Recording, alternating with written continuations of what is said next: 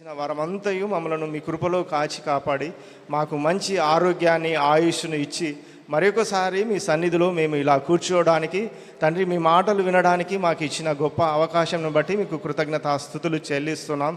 ఈ సమయంలో మీ దాసుని ద్వారా మీరు మాకు ఏమి మాటలైతే వినిపించాలనుకున్నారో వాటిని విని వాటి ప్రకారము మా జీవితాలను కొనసాగించినట్టుగా మాకు జ్ఞానమును, తెలివిని, శక్తిని, బలాన్ని అనుగ్రహించండి. చేరి వచ్చిన మమ్మల్ని అందరినీ మీ చేతులకు అప్పగించుకుంటున్నాం ప్రభువా. మీ కాపుదలలో మమ్మల్ని భద్రపరచండి. మా తలంపులు, మా ఆలోచనలు అన్నింటినీ తీసివేసి కేవలము మీరు చెప్పు మాటలపైనే శ్రద్ధ కలిగి వినులాగన మమ్మలను ఆయత్తపరచుమని మీ దాసుని కూడా మీ ఆత్మచేత అభిషేకించి అతనిని మీ రోడ్డు బూరగా వాడుకోమని యేసు ప్రభువు నామమున ప్రార్థిస్తున్నాం తండ్రి, ఆమెన్. ఈ సమయంలో సహోదరుడు నాగరత్నం వచ్చేసి వాక్య సందేశం వినిపిస్తాడు.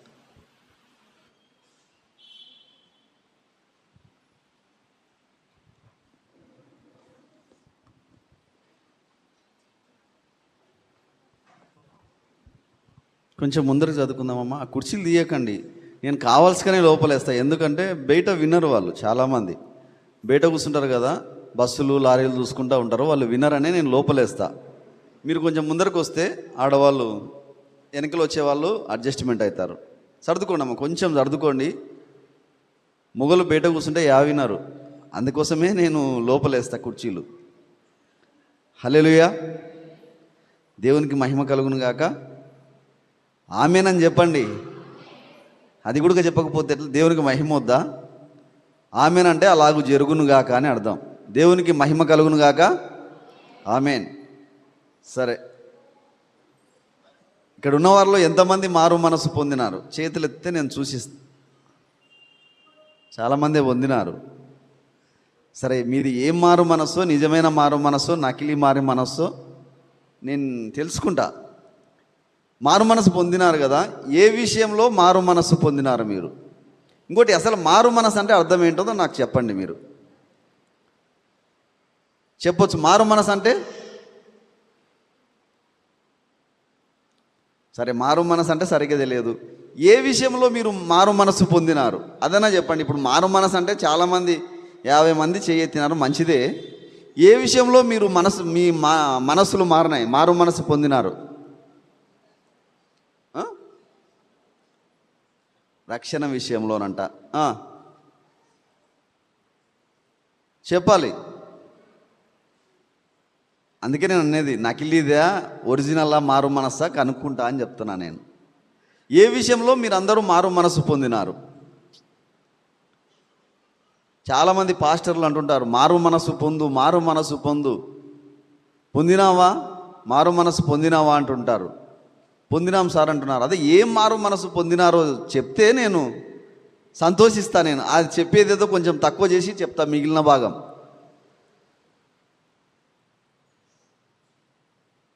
మరి ఇంతమంది చేతులెత్తి మారు మనసు పొందినామని. మారు మనసు అంటేనన్నా చెప్పండి, కనీసం మారు మనసు అంటేనన్నా మీరు అర్థం చెప్తే నేను వింటాను. ఇది ఏం కాదు, ఏం తప్పు చేసినా మీరు తప్పు చెప్పినారని నేనేం ఏమనుకోరు. మనకు తెలిసింది చెప్పాలి, అప్పుడే సత్యం బయటపడుతుంది. మారు మనసు అంటే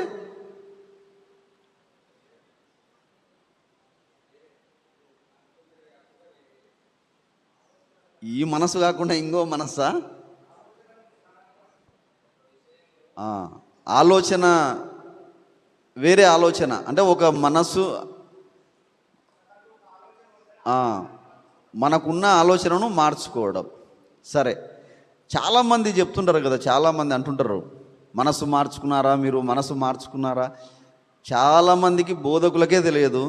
ఊకే మనసు మార్చుకోండి, మారు మనసు పొందినారా, మారు మనసు పొందినారా అంటుంటారు చాలామంది. వీళ్ళేమో పొందినాము. అసలు మారు మనసు అంటే అర్థమే తెలియదు మనకు.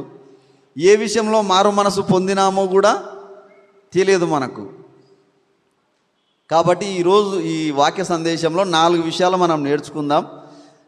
మారు మనసు అంటే ఏంటి, మారు మనసు అంటే ఏమిటి? చాలామందికి తెలియదు. వాక్యం చెప్పే వాళ్ళకు నేనేం అబద్ధం చెప్తలేను, తెలియదు మారు మనసు అంటే ఏమిటి.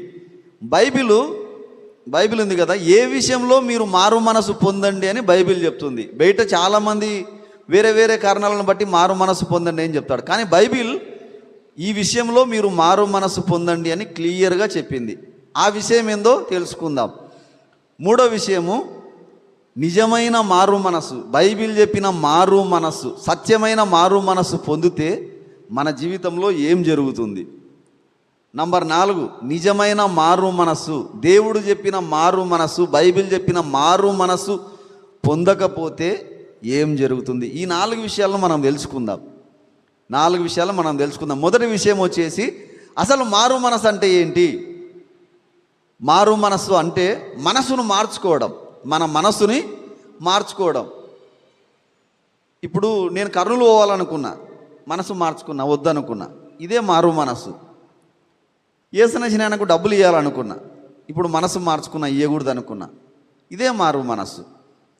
అంటే మనసును మార్చుకోవడం, మన మనసుని మార్చుకోవడం, మల్లుకోవడము, పశ్చాత్తాపపడడం. ఒక విషయంలో నేను చిన్నగా ఉన్నప్పుడు ఇంటర్మీడియట్ వరకు మరియమ్మ కూడా దేవతనేమో అనుకుంటుంటే, యేసుప్రభు తల్లి కదా, ఆమె కూడా ప్రార్థన చేయాలా అనుకుంటుంటే, నాకు తెలియదు కదా అప్పుడు సరిగ్గా. తర్వాత సత్యం తెలిసింది. ఓహో, ఆమె మరి అనే ఆమె మనలాగే మనిషి, దేవత కాదు, దేవుడు కాదు అని తెలుసుకొని ఆ విషయంలో నా మనసును మార్చుకున్నా. ధర్మశాస్త్రం విషయంలో నేను పరలోకానికి పోతా నా మంచి పనుల ద్వారా అని ఒకప్పుడు అనుకుంటుంటే, కాదు, దేవుని కృప ద్వారానే పోతా అని తెలుసుకున్న తర్వాత నా మనసును మార్చుకున్నా. ఓహో, ఇట్లనా అని. అంటే ఒక సత్యం మనకు తెలిసినప్పుడు పాత దాని విషయంలో మన మనసును మనం మార్చుకుంటాం. మారు మనసు పొందడం అంటే ఇంతే, ఇంకా ఏమీ లేదు. మారు మనసు పొందడం అంటే మన మనసును మార్చుకోవడం, మన నిర్ణయాన్ని మనము మార్చుకోవడం. ఇందులో గొప్ప మర్మం ఏమీ లేదు. చెప్పడమా మారు మనసు అంటే ఏంది? మన మనస్సులు లేదా మన నిర్ణయాన్ని, మన ఆలోచనను మనం మార్చుకోవడం, అంతే, ఇంకా ఏమీ లేదు. మొదటి విషయం అయిపోయింది. ఇంకా రెండో విషయం చెప్తాను. ఇది కొంచెం చాలా పెద్దగా ఉంటుంది, కొంచెం గమనించండి. దీనికి కొంచెం స్టోరీ కూడా చెప్పాలి.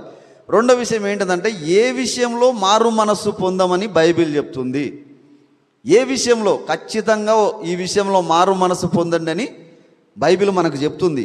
దీన్ని బైబిల్లో నుండే మనము ఖచ్చితంగా చూసుకోవాలి. చాలామంది ఏం చెప్తుంటారంటే, మీ పాపాలు మానుకోండి, మీ బ్రతుకులు మార్చుకోండి, మందిరానికి నడవండి, మీరు బాప్తీసం తీసుకోండి, రక్షణ పొందండి, ఈ పాపాన్ని వదిలేయి, మారు మనసు పొందు అంటుంటారు. అంటే మన ప్రవర్తన, మన పాపపు జీవితం మార్చుకోవడం గురించే బైబిల్ చెప్తుందా? అంటే ఈ విషయంలో మన మనసులు మార్చుకోండి. ఇప్పుడు తాగుతుంటేవి కదా, మానేసుకో, మారు మనసు పొందు, తాగాకు. అంటే ఈ విషయాల గురించి మారు మనసు పొందమని చెప్తుందా? లేకపోతే ఇంకా ఏదైనా వేరే విషయంలో మీరు మారు మనసు పొందండి అని బైబిల్ చెప్తుందా? మనం వాక్యపు వెలుగులో మనం చూసుకుందాం. వాక్యం ఏది చెప్తే దాని ప్రకారమే మనం మారు మనసు పొందాలి. చాలామంది పాస్టర్లు చెప్పేది ఇదే, మీ బ్రతుకులు మార్చుకోండి, మీ ప్రవర్తన మార్చుకోండి, మారు మనసు పొందు. మారు మనసు పొందినావా అంటుంటారు చాలామంది. మరి బైబిల్ ఏం చెప్తుందో మనం చూసుకుందాము. ఆదికాండంలో దేవుడు, నేను ఇది వాక్యాలు తీయను ఎందుకంటే చాలా రెఫరెన్స్లు అవుతాయి కాబట్టి నేను వాక్యాలు తీయకుండానే చెప్తాను. 2వ అధ్యాయంలో మంచి చెడ్డల తెలివిని ఇచ్చే వృక్షఫలాన్ని చూపించి దేవుడు అంటున్నాడు, నువ్వు దీన్ని తింటే మాత్రం ఖచ్చితంగా చచ్చిపోతావు, ఇది నా ఆజ్ఞ, తింటే చచ్చిపోతావు, దీన్ని తినొద్దు అన్నాడు. ఆదాము ఆ పండును తిన్నాడు, దేవుని ఆజ్ఞను మీరాడు. దేవుని ఆజ్ఞని మీరి ఆదాము పాపి అయ్యాడు, నరకానికి సంబంధించిన వ్యక్తి అయ్యాడు. మరణం అంటే నరకానికి సంబంధించిన వ్యక్తి అయ్యాడు. దేవుడు ఒకటి చెప్తే వినలేదు, తింటే పాపి అవుతావు, నరకం వస్తుంది అంటే కూడా వినకుండా తిన్నాడు. ఇప్పుడు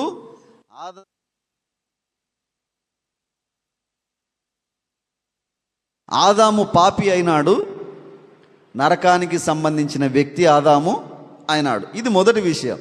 రెండో విషయం ఏంటిదంటే, సాతానుడు వచ్చినాడు, ఇది నిజమా, దేవుడు నీకు ఈ పండు తినొద్దని చెప్పినాడా, దేవుడు అవ్వద్దని చెప్తున్నాడు, అట్టేమీ కాదు, ఈ దినం నువ్వు తిన్నావంటే నీ కళ్ళు తెరవబడతాయి, నీ కళ్ళు తెరవబడతాయి, నువ్వు కూడా దేవతలాగా దేవునిలాగా అవుతావు. దేవుని మాట ఎందుకు వింటావు? నువ్వు దేవుడు చెప్పినట్టు ఎందుకు వింటావు? నీకంటూ సొంతంగా నువ్వు నిర్ణయం తీసుకోలేవా? నీకంటూ నీ సొంత పనులు నువ్వు చేసుకోలేవా? దేవుని మాట విన్నది చాలా ఆదాము, ఏం కాదు, దేవునిలాగా అవుతావు, దేవునంత స్థాయి నీకు వస్తుంది ఈ పండు తింటే. అంటే నీ సొంత క్రియల ద్వారా దేవుని స్థాయిని నువ్వు సంపాదించుకుంటావని సాతానుడు చెప్పినాడు ఆదాముకు. ఓహో, దేవుని కనికరం మనకు అవసరం లేకుండానే దేవునంత స్థాయి, దేవునంత మనిషిగా నేను అవుతాను, దేవునంత స్థాయిలో నేను ఉంటాను అని సొంతంగా ఆదాము పండు తిన్నాడు. దేవునిలాగా అయినాడా? దేవునంత స్థాయి వచ్చిందే ఆదాముకు? రాలేదు.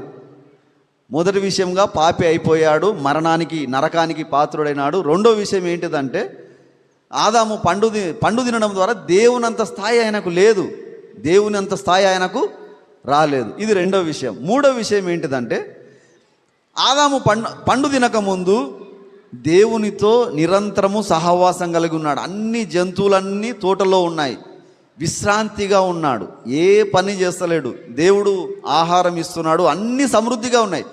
దేవునితో సంతోషమైన రాజ్యంలో ఆదాము గడుపుతున్నాడు. పండు తినడం ఆలస్యము ఆదాముని ఆ తోటలో నుండి దేవుడు వెళ్ళగొట్టేశాడు. విశ్రాంతి స్థలమైన, నీతి రాజ్యమైన, సంతోషంతో కూడిన రాజ్యమైన ఆ రాజ్యంలో నుండి ఆదాము వెళ్ళగొట్టబడ్డాడు. 3 విషయాలు జరిగినాయి. పాపి అయ్యాడు. రెండో విషయం వచ్చేసి దేవునంత స్థాయి నాకు వస్తుంది అనుకున్నాడు. సొంతంగా నా క్రియల ద్వారా దేవునంత స్థాయి కలిగి దేవునితో నేను సమానంగా దేవునిలాగా ఉంటా అనుకున్నాడు ఆదాము. అది జరగలేదు. మూడో విషయం ఏంటిదంటే నీతిగా ఒక విశ్రాంతి రాజ్యము, సమాధానం కలిగిన రాజ్యము, దేవునితో నిరంతరము ఉండే రాజ్యంలో నుండి కోల్పోయి బయటికి వచ్చినాడు. ఈ 3 స్థితులు ఆదాము జీవితంలో, మానవులందరి జీవితంలో సంభవించినాయి. ఇప్పుడు దేవుడు ఇదే స్థితిలో ఆదాముని వదిలివేయకుండా, ఇదే స్థితిలో ఆదాముని మానవ జాతిని వదిలివేయకుండా దేవుడు వచ్చి వాగ్దానం చేస్తున్నాడు. 3:15లో ఉంటుంది ఈ మాట, మీరేం చదవద్దు. నీ సంతానానికి స్త్రీ సంతానానికి, నీకును స్త్రీకును, నీ సంతానానికి స్త్రీ సంతానానికి వైరం కలగజేస్తాను, అది తల మీద కొట్టును, నువ్వు మడిమ మీద కొట్టుదు అని. భవిష్యత్తులో మెస్సయ్య వస్తాడు, భవిష్యత్తులో యేసుక్రీస్తు ఈ భూమి మీదకి వస్తాడు. ఆదాము చేసిన పాపానికి ఈయన పరిహారం చెల్లిస్తాడు. ఆదాము చేసిన పాపానికి యేసు ప్రభు బలిగా అర్పించబడతాడు, మెస్సయ్య బలిగా అర్పించబడతాడు. ఆదాము పాపి అయ్యాడు, యేసు ప్రభు ఆ పాపానికి శిక్ష భరిస్తాడు. రెండో విషయము, దేవునంత స్థాయి సొంత క్రియల ద్వారా నువ్వు సంపాదించుకుందామని పండు తిన్నావు కదా, ఆ స్థాయి నీకు రాదు. యేసు ప్రభువే దేవునంత స్థాయి నీకు కలుగజేస్తాడు, మెస్సయ్య దేవునంత స్థాయి నీకు కలుగజేస్తాడు అని రెండో వాగ్దానం చేసినాడు. మూడోది ఏంటిదంటే యేసుక్రీస్తు ఆదాము ఎలాంటి రాజ్యం అయితే మొదట కలిగి ఉన్నాడో అదే రాజ్యాన్ని మొదటి ఆదాము ఫెయిల్ అయ్యి పోగొట్టుకున్న రాజ్యాన్ని రెండవ ఆదామైన, కడపటి ఆదామైన యేసుక్రీస్తు వచ్చి మళ్ళీ ఆయన అదే రాజ్యాన్ని ఇస్తాడు. ఎట్లా? జంతువులు మానవులు అందరూ కలిసి ఉన్నది విశ్రాంతి రాజ్యం, దేవునితో సదాకాలం సంతోషంగా ఉండే రాజ్యాన్ని యేసుక్రీస్తు ప్రభువు వచ్చి ఇస్తాడు అని చెప్పి బలి విధానాన్ని అక్కడే బలిని అర్పించి, అంటే భవిష్యత్తులో యేసుక్రీస్తు వస్తాడని బలిని అర్పించి వాళ్ళిద్దరకు వస్త్రాలు కుట్టించాడు, చర్మపు వస్త్రాలని వాళ్ళకు తయారు చేసి ఇచ్చాడు. వీళ్ళు చేసిన 3 విషయాల్లో ఆదాము తప్పిపోయాడు, పాపి అయ్యాడు, నరకానికి పాత్రుడయ్యాడు. దేవునంత స్థాయి వస్తుంది అనుకున్నాడు సొంత క్రియల ద్వారా, అది రాదు అని తెలిసిపోయింది. 3 నీతి రాజ్యము, సమాధాన రాజ్యము, విశ్రాంతి రాజ్యాన్ని ఆదాము కోల్పోయినాడు. ఈ 3 ఇచ్చే వ్యక్తి యేసుక్రీస్తు వస్తాడు ఒక సమయాన అని వాగ్దానం చేశాడు దేవుడు. ఈ 3 విషయాలని సరిచేసే వ్యక్తి వస్తాడు అని దేవుడు వాగ్దానం చేశాడు. నేను రెండో విషయాన్ని చెప్తున్నా, మీరు గమనించండి. మారు మనస్సు ఏ విషయంలో పొందమన్నాడు దేవుడు అనే దాంట్లోనే ఈ విషయం చెప్తున్నా, మీరు మళ్ళీ కన్ఫ్యూజ్ కావద్దండి. హల్లెలూయా. ఎవరు నిద్రపోకండి. మొదటి విషయం చెప్పాను, మారు మనసు అంటే ఏంటి అనేది చెప్పాను. రెండో విషయము, మారు మనసు ఏ విషయంలో మనం పొందమని బైబిల్ మనకు చెప్తుందనే దాంట్లోనే చెప్తున్నాను. ఆదాము 3 విషయాల్లో తన స్థితిని కోల్పోయాడు. ఆ విషయాలు సరిచేసే మెస్సయ్య భవిష్యత్తులో వస్తాడని దేవుడు వాగ్దానం చేశాడు. ఇంకో విషయానికి వస్తే, ఐగుప్తు దేశంలో నుండి ఇశ్రాయేలు ప్రజలను దేవుడు కనాను దేశానికి తీసుకొని వచ్చేటప్పుడు నిర్గమకాండం 19, 20, 21, 22, 23 అధ్యాయాల్లో ఈ విషయాలు ఉంటాయి. నేను అందుకే వచనాలు చూపించకుండా మీకు అర్థమయ్యే రీతిలో చెప్తున్నా. దేవుడు ఒక వాగ్దానం చేశాడు. అన్ని ఆజ్ఞలన్నీ చదువుతాడు. 10 ఆజ్ఞలు మోసే పైనుండి 2 రాతి పలకల మీద దేవుడు రాసుకొచ్చిన రాతి పలకల మీద ధర్మశాస్త్రాన్ని తీసుకొచ్చి చదువుతూ, ఇవి దేవుడు మనకిచ్చిన శాసనాలు. ఆయన మన దేవుడు మనము నీతిగా బ్రతుకుతే మనని తలగా ఉంచుతాడు, నీతి రాజ్యంగా ఉంటాడు. అన్ని రాజ్యాలకు మనము ఆశీర్వాద రాజ్యంగా ఉంటాము, మనము తలగా ఉంటాము. అన్ని విషయాల్లో మనము దీవించబడతాము. పాలు తేనెలు ప్రవహించే రాజ్యము మనకు దేవుడు ఇస్తానన్నాడు అని వాళ్ళకు చెప్తున్నప్పుడు నిర్గమకాండం 19లో వాళ్ళందరూ అంటారు, మేము చేసి సంపాదించుకుంటాము ఆ రాజ్యాన్ని అంటారు వాళ్ళు. నేను దీనికి సంబంధించిన రెఫరెన్సులు ఏప్రిల్ నెలలో చూపించినాను, 2 సార్లు చూపించిన, పోయిన ఏప్రిల్ నెలలో. కాబట్టి మళ్ళీ ఇప్పుడు చూపిస్తే టైం ఎక్కువవుతుందని నేను చూపించకుండా ముందుకు వెళ్తున్నా. వాళ్ళు ఏమంటారంటే, ప్రభువా, మోసతో అంటున్నారు, మేము ఖచ్చితంగా ఆజ్ఞలన్నీ పాటించి మంచిగా మేము బ్రతికి నీతి రాజ్యాన్ని మేము పొందుకుంటాము, తలగా ఉండే రాజ్యాన్ని పొందుకుంటాము. దేవుడు చూపించిన కృప మాకు చాలు ఇంతవరకు. ఇంకా మేమే సొంతంగా నీతిగా బ్రతికి పాపం చేయకుండా బ్రతికి పాలు తేనెలు ప్రవహించే రాజ్యాన్ని, తలగా ఉండే రాజ్యాన్ని, ఆశీర్వదింపబడే రాజ్యాన్ని మేము సంపాదించుకుంటామని చెప్పి అందరూ మోసే దగ్గర ప్రమాణం చేస్తారు. అప్పుడే వెంటనే వాళ్ళు పాపం చేస్తారు. మొదటి విషయం, వాళ్ళందరూ కూడా ఈ ఆజ్ఞ మీద నిలబడరు. ఈ మాటలు చెప్పిన ఒక రోజు కూడా గడవక ముందే ఇశ్రాయేలు ప్రజలందరూ దూడం చేసుకొని పాపం చేస్తారు. ఇదే యెహోవా అని దూడం చేసుకొని పాపం చేస్తారు. అక్కడే ఆజ్ఞాతిక్రమమే పాపము. దేవుని దగ్గర వీళ్ళందరూ ఏం చేసినారు? ఇందాక ప్రమాణం చేసినారు, మేమందరము ఆజ్ఞలు పాటించి నీతి రాజ్యాన్ని స్థాపిస్తామని. కానీ వాళ్ళందరూ తప్పిపోయి పాపులుగా అయ్యారు. ఇక రెండో విషయం, వీళ్ళందరూ పాపులు అయ్యారు కదా, ఆదాము ఎలా పాప అయ్యాడో ఈ విషయంలో కూడా ఇక్కడ ఇశ్రాయేలు ప్రజలందరూ కూడా పాపులయ్యారు. ఇక రెండో విషయం, వీళ్ళు ధర్మశాస్త్రాన్ని మేము పాటిస్తాము, నీతి రాజ్యాన్ని పాటిస్తాము, ధర్మశాస్త్రాన్ని పాటించి దేవునంత స్థాయి కలిగి, అంటే ఆయన దగ్గరికి మేము ధర్మశాస్త్రాన్ని పాటించి పరలోకం వెళ్తామనే వీళ్ళు అనుకున్నారు. అదే మాట్లాడినారు దేవుని దగ్గర, మేము ధర్మశాస్త్రం పాటిస్తాము, మీ రాజ్యాన్ని మేము పొందుకుంటాము అని. వాళ్ళు ధర్మశాస్త్రము పాటించలేక తప్పిపోయారు. ఒక్కొక్క అరణ్యంలో అంతా తప్పిపోయాడు. అందుకే దేవుడు వాళ్ళని అందరినీ అక్కడనే చంపేశాడు. వాళ్ళ ఆజ్ఞలు పాటించలేదు. రెండు విషయాలు జరిగినాయి. ఒకటి, వాళ్ళందరూ పాపులయ్యారు. ధర్మశాస్త్రము పాటించి వాళ్ళు పరలోక రాజ్యము, దేవుని రాజ్యము సంపాదించుకుందాం అనుకున్నారు. అది కూడా జరగలేదు. ఇక మూడో విషయానికి వద్దాం మనము. పాలు తేనెలు ప్రవహించే రాజ్యాన్ని మేము కష్టపడి ధర్మశాస్త్రాన్ని నెరవేర్చి సంపాదించుకుంటాము అని వాళ్ళు అనుకున్నారు. కానీ కాలేబు, యెహోషువ తప్ప కనాను దేశానికి మీరెవ్వరు వెళ్ళరు అని చెప్పి వాళ్ళకు దేవుడు పాలు తేనెలు ప్రవహించే దేశాన్ని వాళ్ళకు ఇవ్వలేదు. హల్లెలూయా. మీరు అడగొచ్చు, అదేందునైనా మోసే తర్వాత యెహోషువ వాళ్ళని తీసుకొని పోయినాడు కదా కనాను దేశంలోకి, వాళ్ళు పోయి ఉన్నారు కదా ఇప్పటికీ అని. దేవుడు వాళ్ళకు వాగ్దానం చేసిన, అంటే ఇంత వాగ్దానం చేసినాడు, ఇంత భూమిని వాళ్ళు చేరుకుంది మాత్రం ఇంతనే. ఇప్పుడు వాళ్ళు అనుభవిస్తున్న భూమి ఇంతనే. దేవుడు వాగ్దానం చేసింది ఇంత భూమి, కానీ వాళ్ళు ఇంతనే తీసుకున్నారు. అంటే నిజమైన విశ్రాంతిని వాళ్ళు పొందుకోలేదు. ఈ మాట హెబ్రీలకు రాసిన పత్రిక 8వ అధ్యాయంలో ఉంటుంది. ఈ మాట హెబ్రీలకు రాసిన పత్రిక 8వ అధ్యాయంలో ఉంటుంది. వాళ్ళు విశ్రాంతిని, నిజమైన విశ్రాంతిని పొందుకోలేదు. దేవుని రాజ్యాన్ని వాళ్ళు పొందుకోలేదు. అందుకే వాళ్ళు ఇప్పటికి కూడా దేవుని రాజ్యం వస్తుంది అని ఎదురు చూస్తూ ఉన్నారు. దేవుని రాజ్యం వస్తాని. ఆదాము దగ్గర ఏమి జరిగిందో, హల్లెలూయా, మీరు ఆ కుర్చీలో వదిలేయండి, నేను డిస్టర్బ్ అయిపోతున్నా.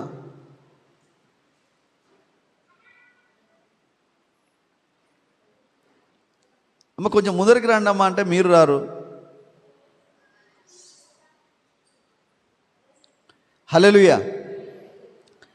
ఆదాము ఎలా పాపి అయ్యాడో ఇశ్రాయేలు ప్రజలు కూడా దేవుని ధర్మశాస్త్రాన్ని మీరి పాపులయ్యారు. 2, ధర్మశాస్త్రాన్ని పాటించి పరలోక రాజ్యం సంపాదించుకుందాం అనుకున్నారు, వాళ్ళు కూడా ధర్మశాస్త్రాన్ని పాటించలేకపోయారు. 3వ విషయము, నీతి రాజ్యము, దేవుని రాజ్యము, శాశ్వతమైన అంటే పరలోకానికి సాదృశ్యంగా ఉన్న కనాను రాజ్యాన్ని దేవుడు వాళ్ళకు వాగ్దానం చేశాడు, కానీ వాళ్ళు ఇంతవరకు దాన్ని పొందుకోలేదు.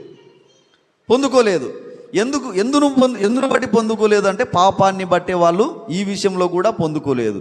వీళ్ళందరినీ దేవుడు ఆ ధర్మశాస్త్రాన్ని మీరినందుకు వీళ్ళందరినీ కూడా దేవుడు శిక్షిస్తూ వస్తున్నాడు. అప్పుడు మోసే ద్వారా మెస్సయ్యను గురించిన వాగ్దానం దేవుడు చేశాడు. ఆ మాట చదువుకుందాం.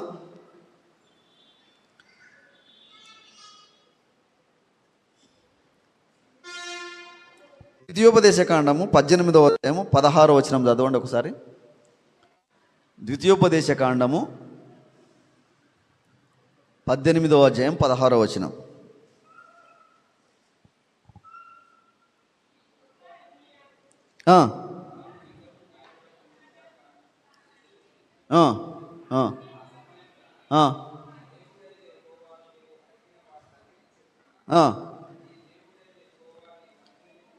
నీ దేవుడైన యెహోవా నీ మధ్యన నా వంటి ఒక ప్రవక్తను మీ సహోదరులలో మీ కొరకు పుట్టించును. మళ్ళీ ఒకసారి చదువు చేసిన అన్నమాట.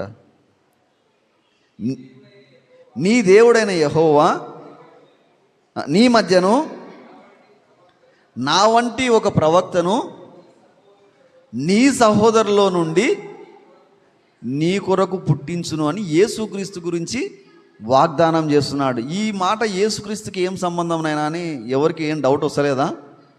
ఏం చెప్తున్నాడు దేవుడు? నీ సహోదరులో నుండి నాలాంటి ఒక ప్రవక్త, మోషే అంటున్నాడు, నాలాంటి ఒక ప్రవక్తను దేవుడు భవిష్యత్తులో పుట్టిస్తాడు, మీరందరూ ఆయన మాట మీరు వినాలి. ఆయన భవిష్యత్తులో వచ్చే ఆయన మీ పాపాల కొరకు పరిహారము చెల్లిస్తాడు. ఈ మాట ఎక్కడ ఉంటుందంటే అపోస్తుల కార్యముల గ్రంథము 3వ అధ్యాయం తీయండి, చెప్తా. ఇది యేసుక్రీస్తు గురించే కాదా అనే దానికి రుజువు చూసుకుందాం మనం.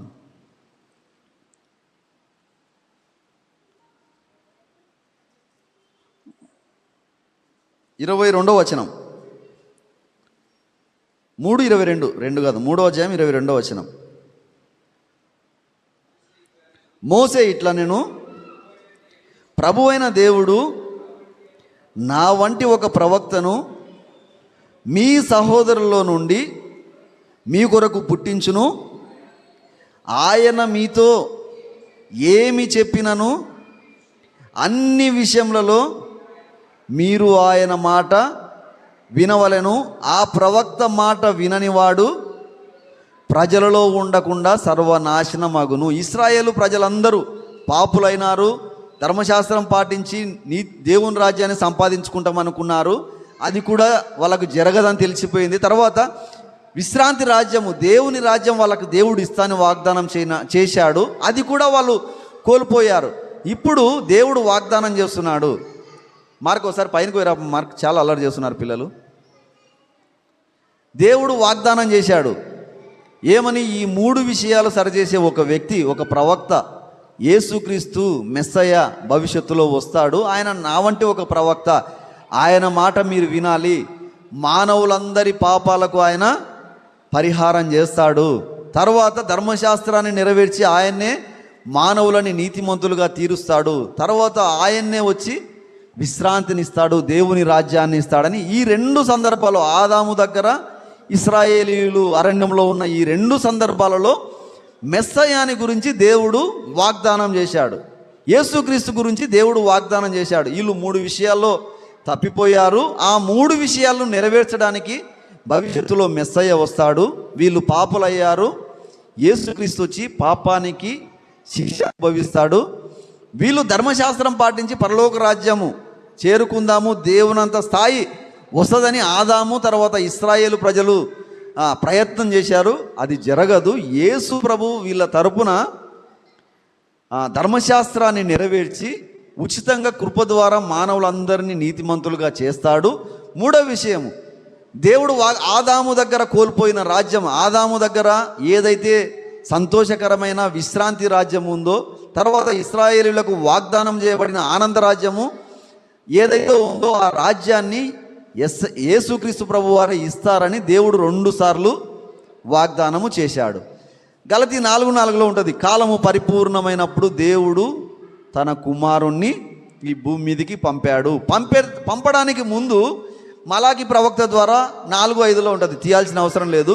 యేసుక్రీస్తు కన్నా ముందు ఏలియా యొక్క ఆత్మ శక్తి కలిగిన వాడు, అంటే బాప్తీసం ఇచ్చి యోహాను ముందర వచ్చి మెస్సయాను గురించి సాక్ష్యం ఇస్తాడని కూడా దేవుడు చెప్పాడు, వాగ్దానం చేశాడు. ఇవన్నీ నేను రెఫరెన్స్లు ఎందుకు చూపిస్తలేనంటే సమయం ఎక్కువ అవుతుంది అనే నేను చూపిస్తలేను. యేసుక్రీస్తు కన్నా ముందు ఏలియా ఆత్మశక్తి కలిగిన ఒక వ్యక్తి, అంటే బాప్తీసం ఇచ్చి యోహాను వచ్చి మెస్సయాను గురించి, యేసుక్రీస్తును గురించి మీకు చెప్తాడు అని చెప్పి వాగ్దానం చేశాడు దేవుడు. హల్లెలూయా. ఇప్పుడు యేసు ప్రభు బాప్తీసం ఇచ్చి యోహాను ఆయన ఈ భూమి మీదకి వచ్చాడు. నేను రెండో విషయాన్ని చెప్తున్నాడు, బైబిల్ ఏ విషయంలో మనకు మారు మనసు పొందమని చెప్తుంది, లేదా ఒక విషయంలో పలాని విషయంలోనే మీరు మీ మనసులు మార్చుకోండి అని చెప్తుంది. ఏ విషయం అనేది ఇప్పుడు మనం చూసుకుందాం వాక్యంలో నుండి. బాప్తీసం ఇచ్చి యోహాను ఈ భూమి మీదకి వచ్చాడు, ఆయన ఏం ప్రకటించినాడో మనం చూసుకుందాం. మార్కు సువార్త 1వ అధ్యాయం 4వ వచనం చదవండి.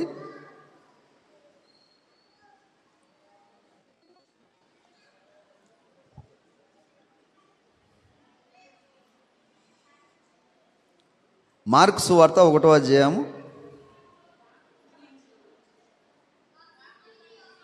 బాప్తీసం ఇచ్చి యోహాను అరణ్యంలో నుండి పాప క్షమాపణ నిమిత్తము మారు మనస్సు విషయమైన పాప క్షమాపణ నిమిత్తము మారు మనస్సు పొందండి అని ఇశ్రాయేలు ప్రజలకు వచ్చి బాప్తీసం ఇచ్చి యోహాను వచ్చి ఇట్లా ప్రకటిస్తున్నాడు, మీ మనసులు మార్చుకోండి,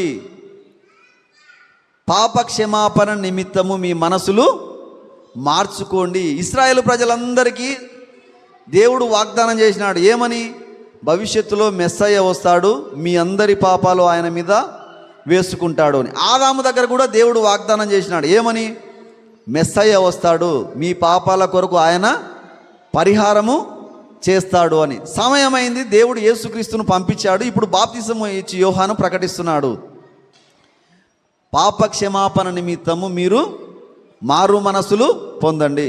బాబా మాట్లాడక తల్లి. హల్లెలూయా. పిల్లలు పైన కింద అరుస్తుంటే చాలా డిస్టర్బ్ అవుతుంది నాకు, అందుకే కాన్సన్ట్రేషన్ రాకున్నట్టుగా ఉంది. హల్లెలూయా. జాగ్రత్తగా విందాం మనము. మారు మనస్సు, పాప క్షమాపణ నిమిత్తము వీళ్ళందరూ ఎదురు చూస్తున్నారు, మా మెస్సయ్య వస్తాడు, మా పాపాలన్నీ క్షమిస్తాడని ఇశ్రాయేలు ప్రజలందరూ ఎదురు చూస్తున్నారు. రావాల్సిన సమయం వచ్చింది. బాప్తీసం ఇచ్చి యోహాను ప్రకటిస్తున్నాడు, మీ పాపాల నిమిత్తం మీరు మారు మనసు పొందండి. ఆదాము దేవుని ఆజ్ఞను మీరి పాపి అయ్యాడు. ఇశ్రాయేలు ప్రజలందరూ ఆజ్ఞలు పాటించలేక పాపులయ్యారు. మానవులందరూ పాపులే. బాప్తీసం ఇచ్చి యోహాను వచ్చి ప్రకటిస్తున్నాడు, అయ్యా ఇశ్రాయేలు ప్రజలారా, మెస్సయ్య వస్తాడని మీరు అందరూ ఎదురు చూస్తున్నాడు కదా, మెస్సయ్య వచ్చినాడు, మీ మనసులు మార్చుకోండి, మీ మనసులు మీరు మార్చుకోండి.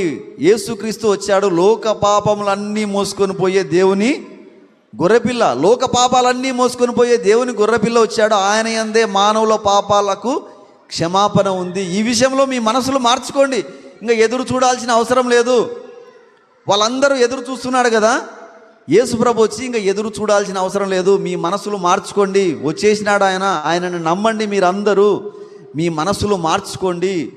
మానవుల పాపాలకు పరిహారం చెల్లించే వ్యక్తి, ఆదాము దగ్గర వాగ్దానము చేయబడిన వ్యక్తి, ఇశ్రాయేలు ప్రజలకు వాగ్దానము చేయబడిన యేసు ప్రభువు ఈ భూమి మీదకి వచ్చాడు. మీ మనసులు మీరు మార్చుకోండి, మీ పాపాలకు పరిహారం చెల్లించే వ్యక్తి యేసు ప్రభు ఈ భూమి మీదకి వచ్చాడు, మీ మనసులు మార్చుకోండి అని బాప్తీసం ఇచ్చి యోహాను ప్రకటించాడు. మొదటి విషయం ప్రకటించాడు, పాపాలకు ప్రాయశ్చిత్తం చేసే మెస్సయ్య ఈ భూమి మీదకి వచ్చాడు, కాబట్టి మీ మనసులు మీరు మార్చుకోండి అని ప్రకటిస్తున్నాడు.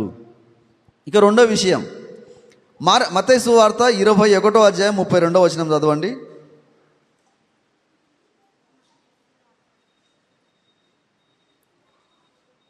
మత్తయి సువార్త 21:32.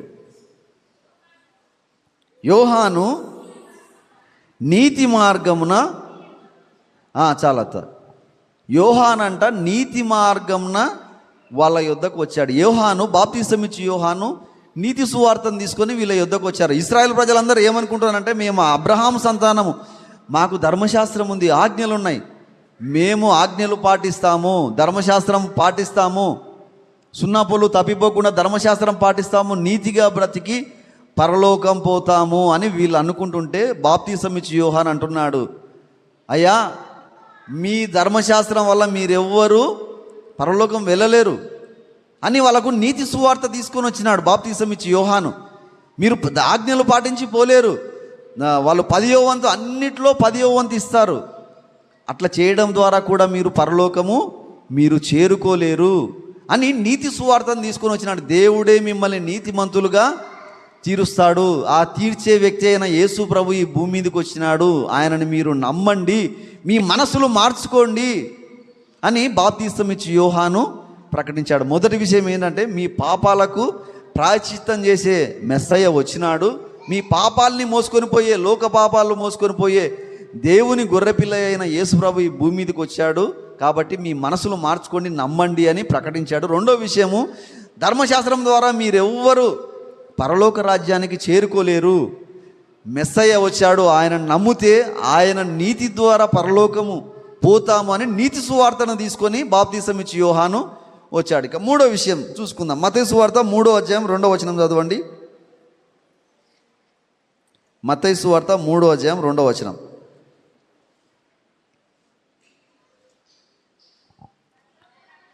పరలోక రాజ్యము సమీపించి ఉన్నది, మారు మనసు పొందుడని. చాలమ్మా, పరలోక రాజ్యము సమీపించింది, మారు మనసు పొందండి. ఇశ్రాయేలు ప్రజలందరికీ బాప్తిసం ఇచ్చి యోహాను ప్రకటిస్తున్నాడు, ఆదాము దగ్గర ఏ రాజ్యం అయితే మనం కోల్పోయినామో, దేవునితో ఉండే రాజ్యము, సంతోషంగా ఉండే రాజ్యము, జంతువులు అన్నీ కలిసి ఉండే రాజ్యము, విశ్రాంతి రాజ్యము, ఆ రాజ్యం ఇవ్వడానికి మెస్సయ్య వచ్చాడు, ఆయనను నమ్మండి. ఇశ్రాయేలు ప్రజలకు అరణ్యంలో మోసే ఏదైతే వాగ్దానం చేసినాడో, పాలు తేనెలు ప్రవహించే రాజ్యము, తలగా ఉండే రాజ్యము, ఆశీర్వదింపబడిన రాజ్యము, దేవుని రాజ్యము, పడిపోయిన ఆదాము దగ్గర పడిపోయిన నిత్య రాజ్యాన్ని ఇవ్వడానికి మెస్సయ్య వచ్చాడు. దీన్ని మీరు నమ్మండి, మీ మనసులు మార్చుకోండి, ఎదురు చూడాల్సిన అవసరం లేదు. ఇంతకాలం మనం ఎదురు చూస్తున్నాం కదా, మెస్సయ్య వస్తాడు మెస్సయ్య వస్తాడు అని. ఆల్రెడీ వచ్చేసాడు, మీ పాపాలకు పరిహారం చేయడానికి వచ్చినాడు, మీకు నీతినిచ్చి మిమ్మల్ని పరలోకం చేర్చడానికి వచ్చినాడు. దేవుడు వాగ్దానం చేసిన ఆదాము దగ్గర ఉన్న నిత్య రాజ్యం, సంతోషకరమైన రాజ్యం, విశ్రాంతిని అనుభవించే రాజ్యం ఇవ్వడానికి ఆయన వచ్చాడు. కాబట్టి మీ మనసులు మార్చుకోండి అని బాప్తిసం ఇచ్చి యోహాను ప్రకటించాడు. ఇది బైబిల్లో ఉన్న మారు మనసు పొందమని చెప్పిన సందర్భాలు. వాక్యం ఇదే చెప్తుంది, ఈ విషయంలో మీరు మారు మనసు పొందండి అని. మనం ఏ మారు మనసు పొందినామో మనకు తెలియదు, ఏ విషయంలో మనం మనసు మార్చుకున్నామో చాలామంది మనం ఆలోచన చేయాలా. ఊకే మనసు మీరు మారు మనసు పొందినారా అంటే పొందినాం. ఏ విషయంలో మనం మనసులు మార్చుకున్నాం?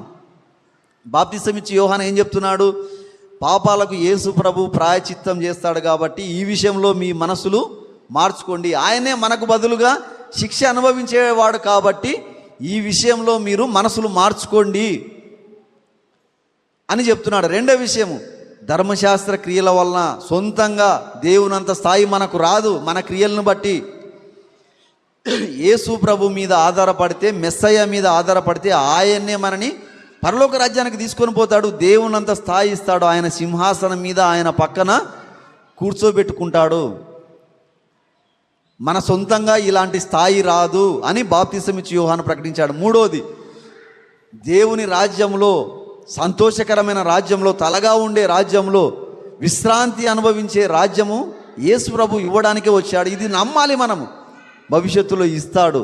ఈ విషయాల్లో మీ మనసులు మీరు మార్చుకోండి అని బాప్తిసం ఇచ్చి యోహాను ప్రకటిస్తున్నాడు. బైబిల్లో ప్రకటింపబడిన మారు మనసు ఇది. మరి మనందరం ఏ విషయంలో మారు మనసు పొందామో మనం గమనించాలి. హల్లెలూయా. నేను మళ్ళీ చెప్తున్నా, ఎవరైనా అడిగితే కూడా మారు మనసు పొందినారంటే పొందినాం. ఏ విషయంలో అంటే, మాకు బదులుగా యేసుప్రభు చచ్చిపోయినాడు, ఈ విషయంలో మారు మనసు పొందినాము. మా సొంత క్రియల ద్వారా మేము పరలోకం వెళ్ళలేము, యేసుప్రభుదానే పరలోకం వెళ్తాము, ఈ విషయంలో మారు మనసు పొందినాము. దేవుని రాజ్యం వస్తుంది, ఆ రాజ్యంలో దేవుని సింహాసనం మీద మేము కూర్చుంటాము, సంతోషకరమైన రాజ్యంలో మేము ఉంటాము, ఈ విషయంలో మేమందరము మారు మనసు పొందినాము. ఇదే మారు మనసు. బైబిల్ చెప్తున్నది మారు మనసు. ఇదేనో కాదో సరే, నెక్స్ట్ యేసుప్రభు వచ్చినాడు కదా, యేసుప్రభు ఏం చెప్పినాడో ఆయన మాటల్ని కూడా మనం చూద్దాం. బాప్తిసం ఇచ్చి యోహాను ఒక్క మాటలే కాకుండా యేసుప్రభు ఏం ప్రకటించినాడో ఆ మాటలు కూడా మనము చూసుకుందాం. మార్కు సువార్త 10వ అధ్యాయము 45వ వచనం. పైన పిల్లలు అందరి కిందికి పంపించే, చాలా అల్లరి చేస్తున్నారు పైన పిల్లలు. మార్కు సువార్త 10వ అధ్యాయము 45వ వచనం చదవండి. మనుష్య కుమారుడు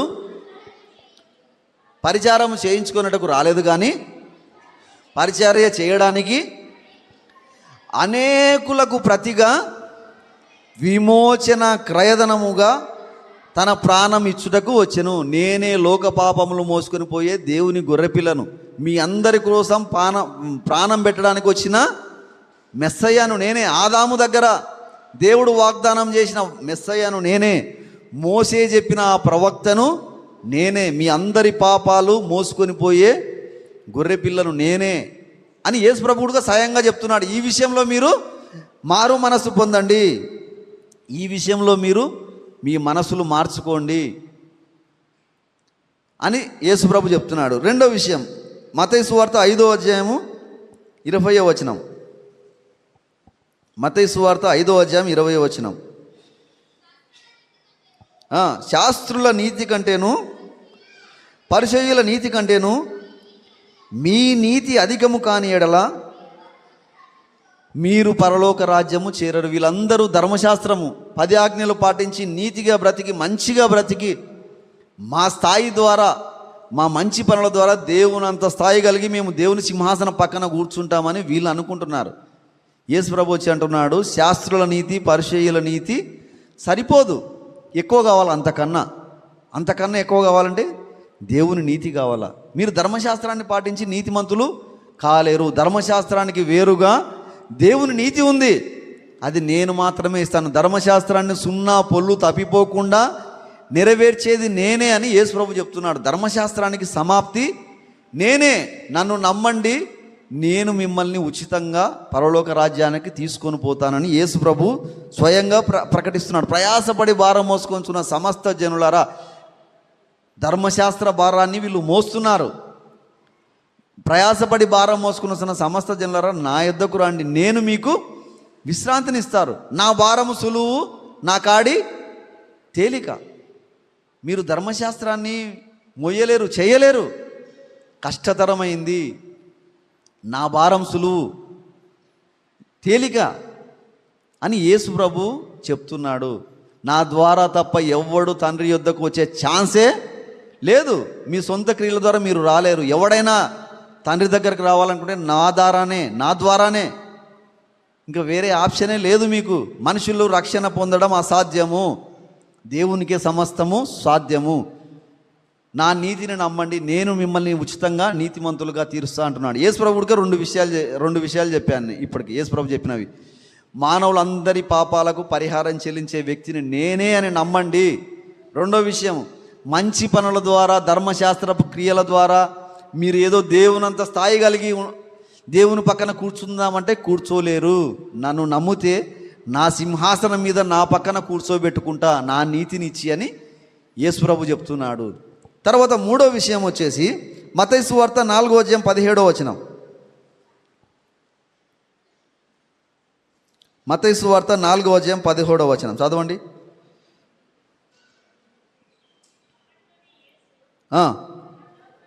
పరలోక రాజ్యము సమీపించినది, మారు మనస్సు పొందండి అని ప్రకటిస్తున్నాడు. చాలామంది పరలోక రాజ్యము సమీపించింది. ఆదాము దగ్గర ఏదైతే సమాధానంగా ఉండే రాజ్యము పోయిందో, దేవునితో గడిపిన ఆ రాజ్యము పోగొట్టుకున్నాడో, జంతువులు మానవులు అన్నీ కలిసి విశ్రాంతిగా దేవునితో సంతోషంగా ఉన్న ఆ రాజ్యం కోల్పోయారో, అదే కాదు ఇశ్రాయేలు ప్రజలకు నేను ఇస్తానే వాగ్దానం చేసినాను కదా, తలగా ఉండే రాజ్యము, ఆశీర్వదింపబడిన రాజ్యము, విశ్రాంతిని అనుభవించే ఆ రాజ్యము నేను ఇవ్వడానికి వచ్చాను. మీ మనసును మార్చుకోండి, నేను వచ్చాను. ఈ విషయంలో మీరు మారు మనసు పొందండి, నన్ను నమ్మండి అని యేసు ప్రభు చెప్తున్నాడు. చాలామంది ఇశ్రాయేలు ప్రజలు నమ్మారు ఈ మాటలు. బాప్తిసం ఇచ్చి యోహాను చెప్పిన మాటలు నమ్మినారు, యేసు ప్రభు చెప్పిన మాటలు నమ్మినారు. నమ్మి ఈ మాటలకు గుర్తుగా వాళ్ళు బాప్తిసం తీసుకున్నారు. నీళ్ళల్లో మునిగి ఈ మాటలకు గుర్తుగా బాప్తిసం తీసుకున్నారు. చాలామంది వీళ్ళు చెప్పేది నమ్మాలనా? మెస్సయ్య అంటే ఎట్టుంటాడు? రాజు కదా ఆయన, రాజ్యం ఉంటుంది కదా ఆయనకు, ఈయన ఎట్లా మెస్సయ్య అవుతాడని నమ్మలేదు. నమ్మకుండా అందరూ నరకానికి పాత్రులయ్యారు. ఎక్కువ మంది. ఇంకొంతమందికి కోపం వచ్చి యేసు ప్రభుని శిలువ మీద వేసి చంపేశారు. ఈ మాటలు చెప్పినందుకే యేసు ప్రభుని చంపేశారు. బైబిల్ ఈ విషయంలోనే మారు మనసు పొందమని చెప్తుంది. హల్లెలూయా. ఏ విషయంలో పొందమని చెప్తుందమ్మా? మన పాపాలన్నిటినీ యేసు ప్రభువు భరిస్తున్నాడు. ఆయననే మన పాపాలకు సమాప్తి. ఈ విషయంలో మనం అందరం కూడా మారు మనసు పొందమని చెప్తుంది. రెండో విషయము, మన సొంత పనుల ద్వారా దేవునంత స్థాయి మనకు రాదు. మనం మంచి చేయడం ద్వారా దేవునంత స్థాయి మనకు ఎప్పటికీ రాదు, నీతి క్రియల ద్వారా. కాబట్టి యేసే మనకు దిక్కు. ఆయన ద్వారానే మనము దేవుని సింహాసనం మీద ఆయన కూర్చుంటాము. ఆ స్థాయి మనకు యేసు ప్రభువే ఇస్తాడు అని మీరు నమ్మండి. ఈ విషయంలో మీ మనసులు మార్చుకోండి. మూడో విషయము, దేవుని రాజ్యం ఉంది. పాలు తేనెలు ప్రవహించే రాజ్యం అది, సమాధాన రాజ్యం అది, విశ్రాంతిని అనుభవించే రాజ్యము, అంతా కలిసి ఏకంగా నివసించే రాజ్యము, ఆనందంగా యుగ యుగాలు నివసించే రాజ్యం ఉంది. అది నేనే ఇస్తాను. కాబట్టి ఈ విషయంలో కూడా మీ మనసులు మీరు మార్చుకొని నన్ను నమ్మండి అని ఈ విషయాల గురించి యేసు ప్రభు ప్రకటించాడు. ప్రేమన దేవుని బిడ్డలారా, మీరు గమనించండి. మీరందరూ ఇప్పటి వరకు ఏ మారు మనసు పొందినారో నాకు తెలియదు. అందుకే నేను ముందే అడిగాను, మారు మనసు అంటే ఏంటి, ఏ విషయంలో మనం మారు మనసు పొందినాము. క్లారిటీ లేకపోతే మన భక్తి కూడా వేస్ట్. ఈ మధ్యకాలంలో ఎవరన్నా ఒకటి వచ్చి చెప్తున్నారనుకో, గలిబిలు అయిపోతున్నాము, భక్తి చిందరమందరంగా అయిపోతుంది. అందుకే ముందు మనకు పునాదులు ఉండాలి. పునాదులు లేకుండా మనం ఎంత పెద్ద బిల్డింగ్ కట్టినా కూలిపోతుంది. మారు మనసే మనకు తెలియకపోతే, ఏ విషయంలో మనం మారు మనసు పొందామో మనకు అర్థం కాకపోతే, మన రక్షణ కూడా పొందినామో లేదో కూడా మనకు అర్థం కాని పరిస్థితిలాగా ఉంటుంది. కాబట్టి ఈ విషయంలో మారు మనసు పొందమని బైబిల్ చెప్తుంది. మందు మానేయి, తర్వాత సిగరెట్లు మానేయి, వ్యభిచారం మానేయి, ఈ విషయంలో మీరు మనసులు మార్చుకోమని బైబిల్ చెప్తలేదు. ఈ విషయంలో చెప్తలేదు. ఏమైనా మళ్ళీ అవి మానకూడదా అంటే మానాలి, మంచిదే. అవి దొంగతనం మాన్నామనుకో జైలుకు పోకుండా ఉంటాము. పాపం మాన్నామనుకో మన ఆరోగ్యం బాగుంటుంది. మందు తాగడం మాన్నారనుకో మంచి జీవితం బాగుంటుంది, కుటుంబం బాగుంటుంది. ఇవన్నీ బాగుంటాయి కానీ పరలోకం పోము. ఇవి మానంత మాత్రాన పరలోకం పోతామా? సాధువులు అన్నీ మానేసుకొని తిరుగుతారు, వాళ్ళు పరలోకం పోతారా? యేసు నా ద్వారా తప్ప ఎవడు పరలోకం వచ్చే ఛాన్సే లేదని యేసు ప్రభు చెప్తున్నాడు.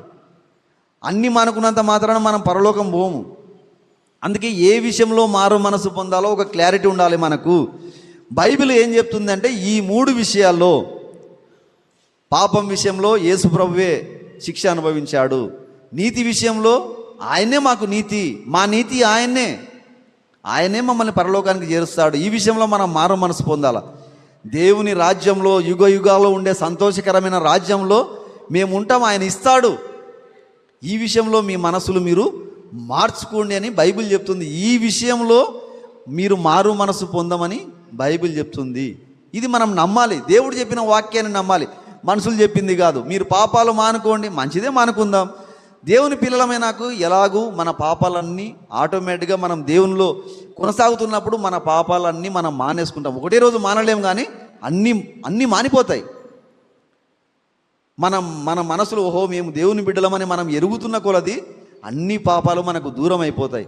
కానీ పాపాలు మానితేనే దేవుని రాజ్యానికి వెళ్తామనడం మాత్రం సరి అయిన బోధ కానే కాదు, వాక్యానుసారం కానే కాదు.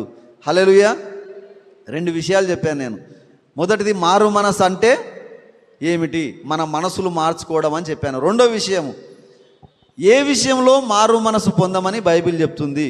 ఏ విషయంలో అంటే అందులో 3 విషయాలు చెప్పాను. మానవుడు పాపి అయ్యాడు, ఆ పాపానికి శిక్ష యేసు ప్రభువు భరించాడు. మానవుడు సొంతంగా దేవునంత స్థాయి కలిగి పరలోకం వెళ్తాడు అని అనుకున్నాడు, కానీ అది జరగని పని. కాబట్టి యేసు ప్రభువే వానికి నీతినిచ్చి దేవునంత స్థాయిని వానికి కలగజేసి ఆయనతో పాటు ఆయన సింహాసనం మీద పరలోక రాజ్యంలో కూర్చోబెట్టుకుంటాడు. ఈ విషయంలో మనం మారు మనసు పొందాలి. మూడో విషయం, ఆదాము దగ్గర కోల్పోయిన దేవుని రాజ్యాన్ని, విశ్రాంతి రాజ్యాన్ని మళ్ళీ దేవుడు మనకు ఇస్తాడు. ఈ విషయంలో కూడా మారు మనసు పొందాలని బైబిల్ చెప్తుంది. 2 విషయాలు చెప్పాను. ఇక మూడో విషయం,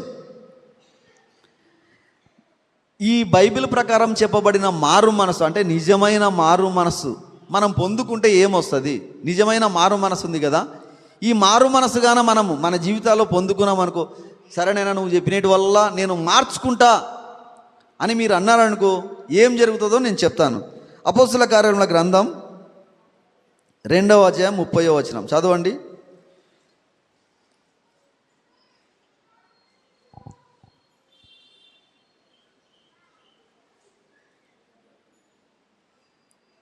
అపోస్తుల కార్యములు 2:30.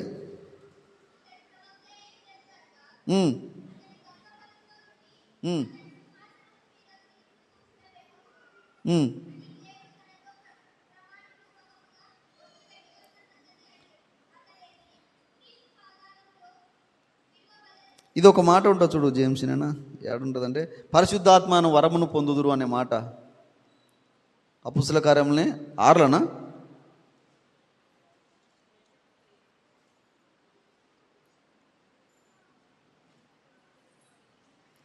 38వ వచనం 2:38 2:38 చదవండి. మీరు మారు మనసు పొంది పాప క్షమాపణ నిమిత్తము ప్రతివాడు యేసుక్రీస్తు నామమున బాప్తిస్మం పొందుడి, అప్పుడు మీరు పరిశుద్ధాత్మను వరమును పొందుతారు. మీరు మారు మనసు పొంది నేను చెప్పిన ఈ 3 విషయాల్లో మీరు కానీ నిజంగా మీ మనసులు మార్చుకుంటే అంట పరిశుద్ధాత్మ అనే వరాన్ని మీరు పొందుకుంటారు. మీ హృదయాల్లోకి పరిశుద్ధాత్మ దేవుడు వచ్చి మీ హృదయంలో నివాసం చేస్తాడు. అందరిలో నివాసం చేయడు ఆయన. ఎవరు దేవుని నమ్ముతారో, ఎవరు నిజమైన మారు మనసు పొందుకుంటారో వాళ్ళ హృదయంలో మాత్రమే నివాసం చేస్తాడు పరిశుద్ధాత్మ దేవుడు. లోకంలో ఉన్న అందరి హృదయాల్లోకి రాడు. ఎవరు నిజమైన మారు మనసు పొందుతారో, అంటే పరిశుద్ధాత్మ అన్నది దేవుడు మనకు ఇచ్చే సంచకరువు లాంటిది. అంటే మీరు నా సొత్తు, నా పిల్లలు, అందుకే మీ హృదయాల్లో నేను వచ్చి నివాసం చేస్తున్నా అని మనలో వచ్చి నివాసం చేస్తాడు. మనం దేవుని పిల్లలమైనాము అని అర్థం. దాని అర్థం పరిశుద్ధాత్మ దేవుడు మనలో వచ్చి నివాసం చేస్తాడు. తర్వాత ఇంకో వచనం చూసుకుందాం. లూకాసు వార్త 15వ అధ్యాయము. లూకాసు వార్త 15వ అధ్యాయము 7వ వచనము 10వ వచనం చదవండి.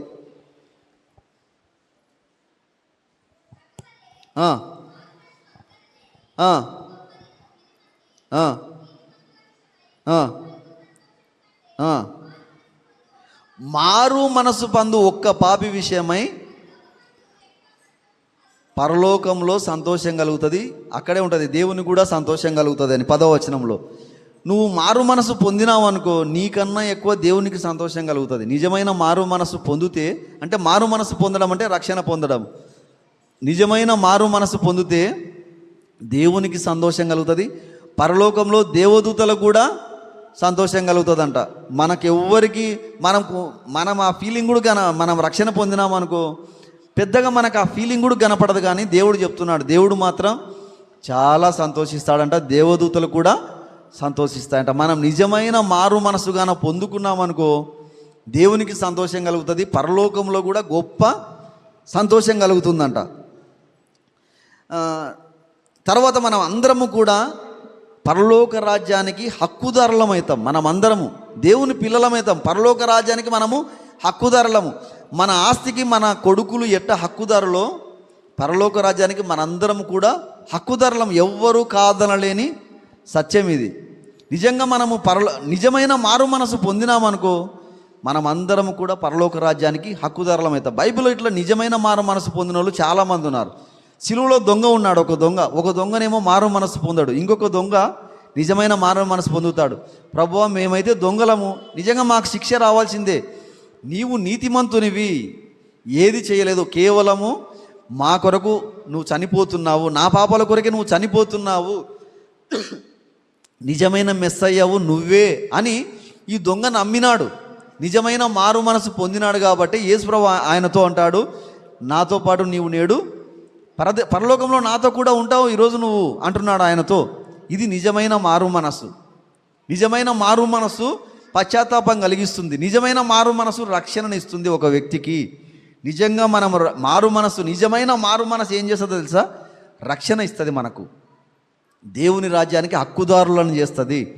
సిలువలో దొంగ నిజమైన మారు మనసు పొందినాడు. లూకా సువార్త 19లో ఉంటాడు జక్కయ్య. యేసుప్రభువును చూడాలనుకొని మేడి చెట్టు ఎక్కుతాడు.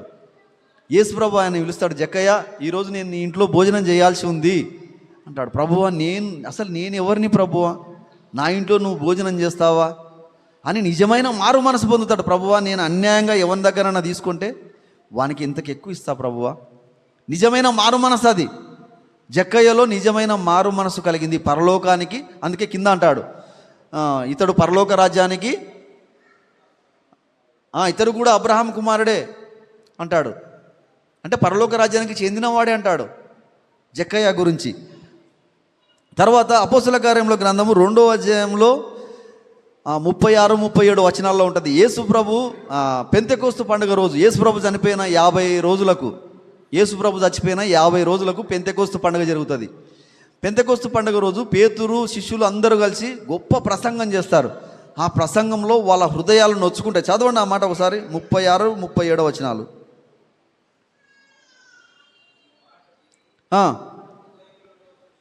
హృదయంలో నొచ్చుకొని, సహోదరులారా మేమేమి చేయుదుమని పేతురును కడమ అపోస్తలులను అడగగా, మీరు మీ మనసులు మార్చుకొని మీ పాపాలు క్షమింపబడినాయని తెలుసుకొని యేసుప్రభు నామమున మీరందరూ బాప్తిసం తీసుకోండి. ఇది నిజమైన మారు మనసు. అందరూ, అయ్యో యేసుప్రభుని మేము సిలువేసి చంపేసినామా, పేతురు శిష్యులారా మేమేం చేయాలంటే మీ మనసులు మార్చుకోండి. మెస్సయ్య కాదని అప్పుడు అనుకున్నారు కదా, నిజమైన యేసుప్రభు నిజమైన మెస్సయ్య అనే మీ రక్షకుడని మీరు తెలుసుకున్నారు కదా, ఇప్పుడు మీ మనసులు మార్చుకోండి. మీ పాపాలకు పరిహారం జరిగిపోయింది, మిమ్మల్ని పరలోక రాజ్యానికి చేర్చేది ఆ మెస్సయ్యనని మీకు తెలిసిపోయింది కదా, యేసుప్రభు నామమున మీరందరూ బాప్తిసం తీసుకోండి అన్నాడు. ఇది నిజమైన మారు మనసు. తర్వాత తప్పిపోయిన కుమారుడు, లూకా సువార్త 16లో ఉంటుంది, 15. తప్పిపోయిన కుమారుడు, చిన్న కుమారుడు తండ్రి దగ్గరికి అది పందిపొట్టు తినుకుంటా అనుకుంటాడు, అయ్యో నా తండ్రి దగ్గర ఎంత సమృద్ధి ఉంది, నేను తప్పు చేసిన. చదవండి ఆ మాట కూడా, 18వ వచనం, 15, 18వ వచనం. లూకా సువార్త 15, 18.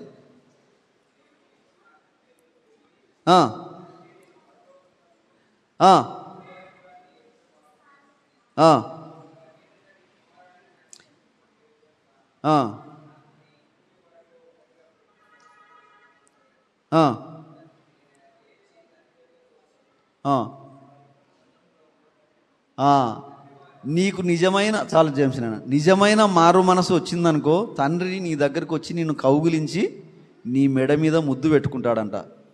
యేసుప్రభు అక్కడ చెప్పిన సందర్భంలో తండ్రి అంటే దేవుడు, తప్పిపోయిన కుమారుడు అంటే మనం అందరము తప్పిపోయిన కుమారులమే. ఇక్కడ ఉన్న వాళ్ళందరూ మనం గాన నిజమైన మారు మనసు గాన పొందుకున్నామనుకో, దేవుడు అంట పరిగెత్తుకుంటా ఆయన్నే వస్తాడు. మనం పోవాల్సిన అవసరం లేదు, పరిగెత్తుకుంటా ఆయన్నే వచ్చి మన దగ్గరికి మనని కౌగిలించుకొని మన మెడ మీద ముద్దు పెట్టుకుంటాడంట. దేవుని ప్రేమ అంత గొప్పది. అందుకే ప్రియమైన దేవుని బిడ్డలారా, మనం ఇంతవరకు ఎలాంటి మారు మనసు పొందుకున్నామో మనం ఆలోచన చేసుకోండి. నిజమైన సరి అయిన మారు మనసే మనం ఇంతకాలం పొందినామా, లేకపోతే పొందుకోలేదా? పొందుకోకపోతే ఇదే మనకు సరి అయిన సమయం. నిజమైన మారు మనసు ఇదే. యేసుక్రీస్తుని నమ్మండి. ఏ విషయాల్లో నమ్మమంటున్నాడు? ఏ విషయాల్లో? మన పాపాలకు పరిహారం యేసుప్రభువే, మన నీతి యేసుప్రభువే. దేవునితో పాటు సదాకాలం నిత్య రాజ్యంలో మనము ఉంటాము. ఈ విషయంలో మీ మనసులు మార్చుకోండి. ఇంతకాలం వేరే వేరే అనుకుంటారు కదా, తప్పు అనుకుంటారు కదా, తెలుసుకున్నారు కదా సత్యము. మీ మనసులు మీరు మార్చుకోండి. తప్పిపోయిన కుమారునిలాగా, జక్కయ్యలాగా, సిలువలో దొంగలాగా, అపోస్తల కార్యంలో ఉన్న యూదులలాగా మన హృదయాలను గాన మనం మార్చుకుంటే దేవునికి సంతోషం కలుగుతుంది, పరలోకంలో దూతలకు సంతోషం కలుగుతుంది. దేవుడు నిన్ను వచ్చి హత్తుకొని నిన్ను కౌగిలించుకొని ముద్దు పెట్టుకుంటాడు, ఆనందపడతాడు దేవుడు. మనకన్నా ఎక్కువ దేవుడికే ఆనందం ఉంటుంది. హల్లెలూయా. 3 విషయాలు చెప్పాను. మొదటి విషయం మారు మనసు అంటే ఏమిటి. 2 మారు మనస్సు పొందమని, ఏ విషయంలో పొందమని బైబిల్ చెప్తుంది. 3 నిజమైన మారు మనసు, బైబిల్ చెప్పిన మారు మనసుగాన మనం పొందుకుంటే మన జీవితాల్లో ఏం జరుగుతుంది అనే విషయాలు 3 చెప్పాను. చివరిగా 4వ విషయం చెప్తాను. నిజమైన మారు మనసు పొందకపోతే ఏం జరుగుతుంది. నిజమైన మారు మనస్సు, దేవుడు చెప్పిన మారు మనసు, వాక్యానుసారమైన మారు మనసుగాన మనం పొందుకోకపోతే మనకు ఏం జరుగుతుంది.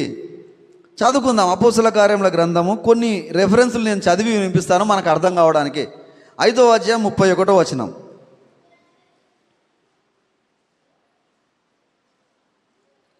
5వ అధ్యాయం 31.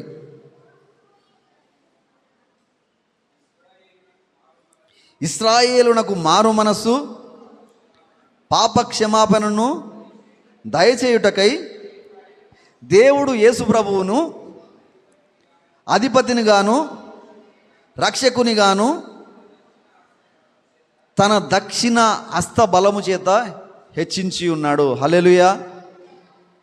దేవుడు అంట సర్వ మానవాళికి, అంటే ఆడ ఇశ్రాయేలు ప్రజలకు, అక్కడ ఇశ్రాయేలు ప్రజలు ఉన్నారు, సర్వ మానవాళి కొరకు ఆయన మారు మనసు పొందమని చెప్తున్నాడు.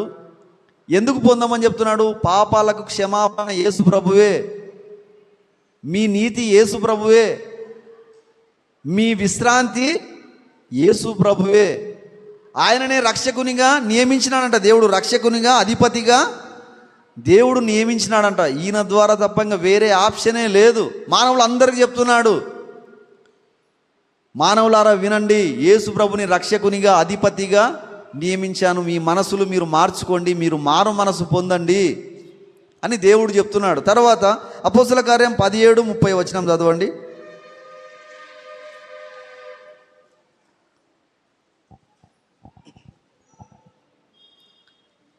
ఇప్పుడైతే అంతటను అందరూ మారు మనసు పొందవలనని మనుషులకు దేవుడు అందరికీ ఆజ్ఞాపిస్తున్నాడు. రిక్వెస్ట్ చేస్తలేడు దేవుడు, అమ్మా అమ్మ అంటలేడు, ఆజ్ఞాపిస్తున్నాడు. అందరూ మారు మనసు పొందండి, యేసు ప్రభువుని నమ్మండి, ఈ 3 విషయాల్లో మీ మనసులు మీరు మార్చుకోండి. అందరూ అని చెప్తున్నాడు. 2వ పేతురు పత్రిక 3వ అధ్యాయం 9వ వచనం కూడా చదవండి. 2వ పేతురు 3:9. అందరూ మారు మనస్సు పొందవలని కోరుచు దేవుడు మీ ఎడల దీర్ఘశాంతం గలవాడై ఉన్నాడు. అదేనా? కొందరు ఆలస్యమని ఎంచుకున్నట్టు దేవుడు తన వాగ్దానం విషయమై ఆలస్యం చేయవాడు కాడు, కానీ ఎవ్వరు కూడా నశింపకూడదని ఎవ్వరు నశించకూడదు, అందరూ మారు మనసు. ఇది దేవుని మనస్సు. అందరూ రక్షణ పొందాలి. హల్లెలూయా. దేవునికి మహిమ కలుగునుగాక. ఆమేన్. దేవుడు యేసు ప్రభుని రక్షకునిగా, అధిపతినిగా నియమించినాడు. అందరూ మారు మనసు పొందాలని, యేసు ప్రభుని నమ్మాలని కోరుతున్నాడు. ఎవ్వరూ నశించక అందరూ మారు మనసు పొందాలని 3 వచనాలు నేను చూపించాను. దేవుని మనస్సు ఇది అని చెప్పడానికి నేను చూపిస్తున్నాను. ఒకవేళ దేవుడు చెప్పినది గాన మనం వినకుండా మన ఆలోచన ప్రకారం మనం నడిస్తే, దేవుని ఆలోచనను గాన మనం పెడచెవిన పెడితే ఏం జరుగుతుందో చూపిస్తా. లూకా సువార్త 13వ అధ్యాయం 3వ వచనం 5వ వచనం. లూకా సువార్త 13వ అధ్యాయము 13వ అధ్యాయం 3వ వచనం 5వ వచనం. మీరు మారు మనసు పొందని ఎడల మీరందరూ అలాగే నశిస్తారు. హల్లెలూయా. ఎందుకు హల్లెలూయా? నశిస్తారు అన్నందుక. దేవుని మాట ఎప్పుడూ అబద్ధం కాదు. ఎవరైనా మీరు కానీ నిజమైన మారు మనసు పొందకపోతే అందరూ అటనే నశించి నరకానికి పోతారని దేవుడు స్వయంగా యేసుప్రభువే చెప్తున్నాడు. నిజమైన మారు మనసు పొందుకోండి, యేసుప్రభుని నమ్మండి. ఒకవేళ పొందకపోతే, నేను అదే చెప్తున్నా, 4వ విషయం, నిజమైన మారు మనసు గాన పొందకపోతే ఏం జరుగుతుంది? దేవుడు అందరికీ ఆజ్ఞ ఇస్తున్నాడు మారు మనసు అందరూ పొందాలి అని. పొందకపోతే మీరు అందరు అట్లే నశించి నరకానికి వెళ్తారు అని 3వ వచనము 5వ వచనం 2 సార్లు ఉంది. తర్వాత ప్రకటన గ్రంథం 2వ అధ్యాయం 5వ వచనంలో ఉంటుంది, మీరు మారు మనసు పొందితేనే సరే, లేని ఎడల నేను మీ యొద్దకు వచ్చి నీ దీపస్తంభమును దాని చోట నుండి తీసివేస్తాను అంటున్నాడు. మీరు గాన నిజమైన మారు మనసు పొందకపోతే దీపస్తంభంను తీసివేయడం అంటే తీసి నరకంలో వాడేయడమే. తీసి నరకంలో వాడేస్తా, మీరు అందరూ అలాగే నశిస్తారు నిజమైన మారు మనసు పొందకపోతే అని చెప్తున్నాడు.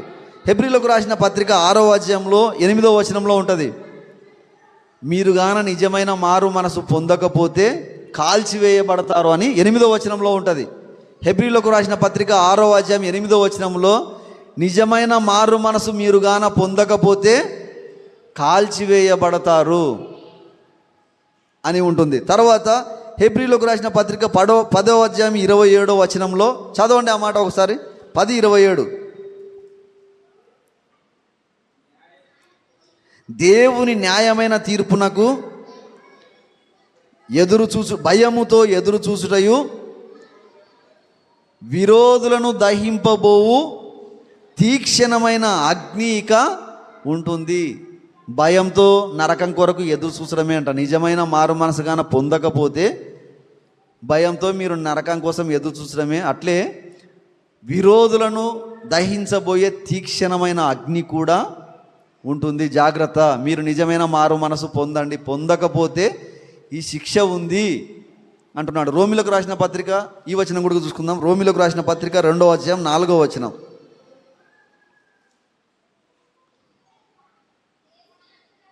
దేవుని అనుగ్రహము మారు మనసు పొందు అని నిన్ను ప్రేరేపిస్తున్నందున అని ఎరగక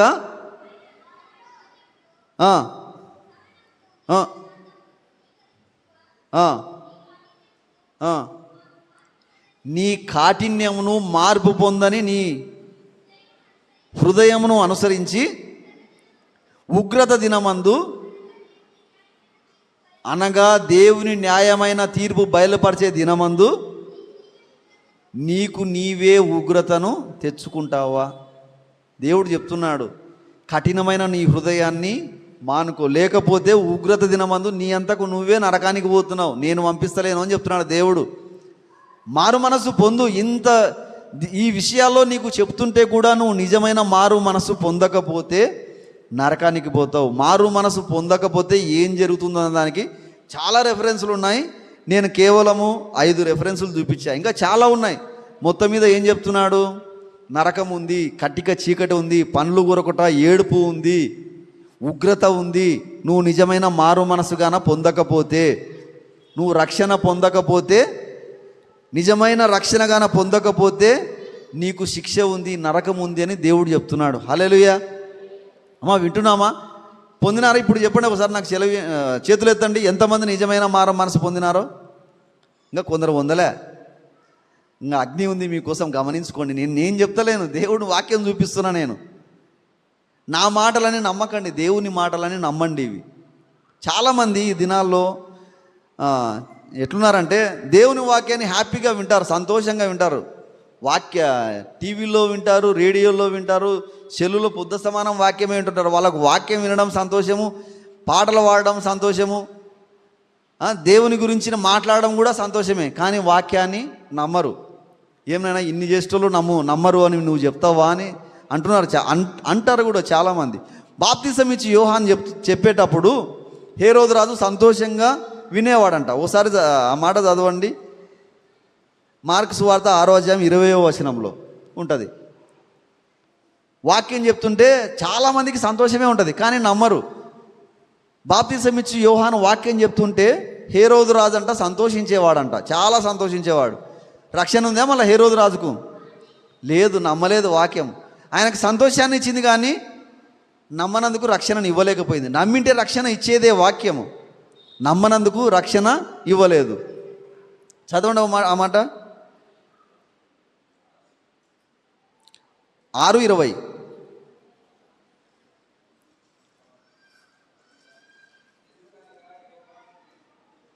యోహాను నీతిమంతుడును హేరోదు ఎరిగి భయపడి మరియు అతని మాటలు వినినప్పుడు ఏమీయూ తోచకపోయినను సంతోషముతో వినుచుండెను. బాప్తిసం ఇచ్చి యోహాను దేవుని మాటలు చెప్తుంటే సంతోషంగా వింటున్నాయంట హేరోదు రాజు. కానీ నమ్మలే, నరకం పోయినాడు. తర్వాత అపోస్తుల కార్యముల గ్రంథంలో ఉంటుంది, అగ్రిప్పరాజు ఫీనిక్స్ ఇద్దరు పౌలు గొప్ప గొప్ప ప్రసంగాలు చేస్తుంటే వాళ్ళు కూడా వింటుంటారు, బాగా సంతోషపడుతుంటారు. కానీ నమ్మరు. నమ్మకుండా ఏం పౌలు మమ్మల్ని అంత ఈజీగా క్రైస్తవుల్ని చేస్తావా నువ్వు అంటారు వాళ్ళు. పౌలు ప్రసంగం చేస్తుంటే సంతోషంగానే వింటున్నారు, కానీ ఆయన మాటలు నమ్ముతలేడు. యేసు ప్రభువు కూడా ఆయనని పట్టుకున్నప్పుడు సిలువకు అప్పగించేటప్పుడు హేరోదు రాజు, ఇదే హేరోదు రాజు యేసు ప్రభువు మాట్లాడుతుంటే సంతోషిస్తాడు, యేసు ప్రభు వాక్యం చెప్తుంటే సంతోషిస్తాడు, ఆయనను చూసి సంతోషపడతాడు. చాలామంది మనలు ఇట్లే ఉన్నారు, చర్చికి వస్తారు, సంతోషపడుతున్నారు, బాగా చెప్తావు అన్న వాక్యము, ఆయన బాగా చెప్పినాడు, ఈయన బాగా చెప్పినాడు, పాటలు పాడడంలో సంతోషిస్తారు, అన్నిట్లో సంతోషిస్తారు. హేరోదు రాజులాగా నమ్మలేదనుకో నరకమే పోతారు. చాలామంది ఇట్లే ఉన్నారు, నరకమే పోతారు. మనం చర్చికి వచ్చినంత మాత్రాన నిజమైన మారు మనసు మనకు ఉన్నట్టు కాదు. బలలో చేయి వేసినంత మాత్రాన మనకు నిజమైన మారు మనసు ఉన్నట్టు కాదు. పాట పాడినంత మాత్రాన నిజమైన మారు మనసు ఉన్నట్టు కూడా కాదు. వాక్యం చెప్పినంత మాత్రాన నిజమైన మారు మనసు ఉన్నట్టు కూడా కాదు. ఏమైనా వాక్యం చెప్పేటోళ్ళు కూడా నిజమైన మారు మనసు లేదా అంటే లేదు. ఎట్లా చెప్తున్నా అంటే మత్తయి సువార్త 7వ అధ్యాయంలో అబద్ధ ప్రవక్తలు ఉంటుంది. వాళ్ళల్లో వాక్యం చెప్పి గొప్ప గొప్ప అద్భుతాలు చేసిన వాళ్ళే వాళ్ళందరూ, వాక్యం చెప్పిన వాళ్ళే వాళ్ళందరూ, కానీ దేవుని మాటలు నమ్మలే. యేసుప్రభు దగ్గర పైన పోయి కొట్లాడుతున్నారు, మమ్మల్ని నరకానికి పంపిస్తావా, మేము ఇంత గొప్ప బోధకులము, అసలు మీరెవరో నాకు తెలియదురా అంటున్నాడు. ఎందుకు అంటున్నా అంటే నిజమైన మారు మనసు వాళ్ళు పొందుకోలేదు. వాక్యం చెప్పిన వాళ్ళే అపోస్తులు అయినంత మాత్రాన నిజమైన మారు మనసు ఉన్నట్టు కూడా కాదు. ఇస్కరియోతు యూదా ఉన్నాడు, అపోస్తులుడే, దేవుడి చేత ఎన్నుకోబడిన వాడే, దేవుని వాక్యాన్ని నమ్మలే, నిజమైన మారు మనసు పొందుకోలేదు, అందుకే నరకానికి పోయినాడు. ఇందాక కీర్తన చదివించినాడు యేసనసిన ఆయన, అతని ఉద్యోగం వేరొకడు తీసుకును గాక. ఇస్కరియోతు యూదాను గురించిన ప్రవచనం ఆ మాట మనం చదువుకున్నాం కదా కీర్తన. అతని ఉద్యోగం వేరొకడు తీసుకును గాక అనే మాట అది ఇస్కరియోతు గురించిన ప్రవచనం. రక్షణ లేదు ఇస్కరియోతు యూదుకు. అపోస్తులునికి రక్షణ లేదా అంటే అపోస్తులుడైనంత మాత్రాన నిజమైన మారు మనసు లేకపోతే నరకం పోతాడు. అతనికి కూడా రక్షణ లేదు. నేను అదే చెప్తున్నా, మనం ఎంత గొప్పలమైనంత మాత్రాన, పాటలు బాగా వాడినంత మాత్రాన, గొప్ప గొప్ప కొందరు లక్షలు ఖర్చు పెట్టి గొప్ప గొప్ప మీటింగ్లు పెట్టిస్తుంటారు, లక్షలు ఖర్చు పెట్టి, ఏం ప్రయోజనం ఉండదు నిజమైన మారు మనసు లేకపోతే. ధర్మశాస్త్రమే బోధిస్తుంటారు అంతా. పాటలు వాడినంత మాత్రాన, ఉపవాసాలు ఉన్నంత మాత్రాన, దేవునికి డబ్బులు ఎంత ఇచ్చినంత మాత్రాన నిజమైన మారు మనసు ఉన్నట్టు కాదు. డబ్బులు దండికి ఇస్తున్నాం కదనైనా మేము దేవునికి మారు మనసు లేకుండానే ఇస్తున్నాం అంటే నీ డబ్బుల్ని బట్టి మారు మనసు రాదు. దేవుని వాక్యాన్ని నమ్మడాన్ని బట్టి మారు మనసు వస్తుంది. ఏం నమ్ముతున్నాం అనేది. కాబట్టి గమనించండి, మనం పాటలు పాడినంత మాత్రాన, వాక్యం చెప్పినంత మాత్రాన, చర్చికి వారం వారం వస్తున్నాం కదనైనా మాకు మారు మనసు లేదా అంటే నువ్వు ఏం నమ్ముతున్నావు? నేను అందుకే మొదట్లోనే ప్రశ్న వేసిన, మారు మనసు అంటే అర్థం ఏంటి, మీరు ఎంతమంది నిజమైన మారు మనసు పొందుకున్నారంటే ఎవరు చెప్పలేకపోయినారు. ఒక క్లారిటీ ఉండాలి, ఒక నిజంగా అంటే మన మంచి పునాది ఉండాలి. ఈ సంఘం వాళ్ళకు ఒక మంచి పునాది కలిగి ఉండాలి. బ్రతికున్నప్పుడే నిజమైన మారు మనసును మనము పొందుకోవాలి. మరి మీరు ఎట్లాంటి మారు మనసు పొందుకున్నారో నాకు తెలియదు. చాలామంది ప్రవక్త ఉన్నాడు, బిలాము కూడా ఉన్నాడు, గొప్ప ప్రవక్త, దేవుని మాటలు వింటలేడు. దేవుడు ఎంతో చెప్తున్నా దేవునికి ఆపోజిట్గా చెప్తున్నాడు, మళ్ళీ దేవుని ప్రవక్తనే. ఒకసారి గాడిద వచ్చి నా మాటలు వినురా అని ఆయనకు గాడిదతో చెప్పించినాడు దేవుడు, అయినా మారు మనసు పొందలేదు, నరకం పోయినాడు బిలాము. మత్తయి సువార్తలో ఉన్న 7వ అధ్యాయంలో ఉన్న వాళ్ళందరూ కూడా గొప్ప గొప్ప ప్రవక్తలే. మారు మనసు పొందుకోలేదు, అందుకే నరకం పోయినాడు. హల్లెలూయా. అందుకే చెప్తున్నా, ప్రేమైన దేవుని బిడ్డలారా, మీరు గమనించండి, మనం పొందుకున్నది నిజమైన మారు మనస్సా కాదా, వాక్యానుసారమైన మారు మనస్సా కాదా. ఈ భూమి మీద బ్రతుకున్నప్పుడే మనము నిజమైన మారు మనసు పొందుకోవాలి. అవకాశం ఉన్నప్పుడే మారు మనసు పొందుకోవాలి. చచ్చిపోయిన తర్వాత ధనవంతుడు నరకంలో ఉండి అబ్రహాంకు చెప్తున్నాడు, తండ్రివైన అబ్రహామా, దయచేసి నా తమ్ముళ్ళ కొరకు లాజరును పంపి ఈయన మాటలు విని వాళ్ళు మారు మనసు పొందుతారు. అక్కడ కూడా ఉంటుంది, ఈయన మాటలు విని వాళ్ళు మారు మనసు పొందుతాడని మారు మనసు గురించి నరకంలో ప్రసంగం చేస్తున్నాడు. ఎవరు? ధనవంతుడు. మారు మనసు గురించి బతుకున్నప్పుడు మారు మనసు గురించి మాట్లాడాల, ఈయన మారు మనసు పొందుకోలేదు. చచ్చిపోయిన తర్వాత అబ్రహాంకు చెప్తున్నాడు, పంపి నా తమ్ముళ్ళన్న మారు మనసు పొందుతారని. అది జరిగే పని కాదనైనా, కింద ఉన్నారు, వాళ్ళ మాటలు విని మారు మనసు పొందితే రక్షణ పొందుతాడు అని. కాబట్టి ప్రేమైన దేవుని బిడ్డలారా, మనం కూడా గమనించండి, మనకు అవకాశం ఉంది, సత్యాన్ని వింటున్నాము, సత్యవాక్యాన్ని మనకు అర్థం చేసుకుంటున్నాము. కాబట్టి నిజమైన మారు మనసును మనము పొందుకుందాం. సిలువలో దొంగలాగా, తర్వాత తప్పిపోయిన చిన్న కుమారునిలాగా, జక్కయ్యలాగా, వీళ్ళలాగా మనము నిజమైన మారు మనసు పొందుకొని పరలోక రాజ్యానికి హక్కుదారులం అవుదాం. దేవుడు సంతోషిస్తాడు, పరలోకంలో సంతోషం వస్తుంది, దేవుడిని కౌగిట్లో మనం ఉంటాము, దేవుని సింహాసనం మీద ఆయనతో పాటు సదాకాలము ఉంటాము. మారు మనసు పొందినట మనం నటించినాము అనుకో, నరకానికి వెళ్తాము. కాబట్టి నిజమైన మారు మనసును మనము పొందుకుందాం. హల్లెలూయా. 4 విషయాలు చెప్పాను నేను ఈ ప్రసంగంలో. మారు మనసు అంటే ఏమిటి? మారు మనసు అంటే మన మనసులను మనం మార్చుకోవడము, లేదా మన నిర్ణయాన్ని మనం మార్చుకోవడం. 2, ఏ విషయంలో మారు మనసు పొందాలి? మనము పాపులము, మన పాపానికి శిక్ష యేసుప్రభు భరించినాడు అనే విషయంలో మారు మనసు పొందాలి. మన క్రియల ద్వారా మనము నీతిమంతులము కాలేము, మన మంచి పనుల ద్వారా దేవునంత స్థాయి మనకు రాదు. యేసు ప్రభు ద్వారానే మనం పరలోక రాజ్యానికి వెళ్తాము, ఆయనంత స్థాయి కలిగి ఆయన సింహాసనం మీద మనం కూర్చుంటాము అనే విషయంలో మనం మారు మనసు పొందాలి. 3, ఆదాము దగ్గర కోల్పోయిన నిత్య రాజ్యాన్ని, సంతోషకరమైన రాజ్యాన్ని, విశ్రాంతి అనుభవించే రాజ్యాన్ని కోల్పోయినాము. యేసు ప్రభు మళ్ళీ దాన్ని మన కొరకు తిరిగి ఇస్తాడు, ఆ రాజ్యంలో మనం ఉంటాము అనే విషయంలో కూడా మనము మారు మనసు పొందాలని ఈ వాక్యం సెలవిస్తుంది. కాబట్టి ఈ వాక్యాన్ని మనం అందరము నమ్మి దేవుడిచ్చే ఆశీర్వాదాలకు మనం హక్కుదారులం కావాలని ఈ మాటలు నేను తెలియజేస్తూ నేను ముగిస్తున్నాను. దేవుడి వాక్యాన్ని మనందరి వినికిలో దీవించి ఆశీర్వదించును గాక. ఆమెన్. ఆమెన్. ఏసనేనా?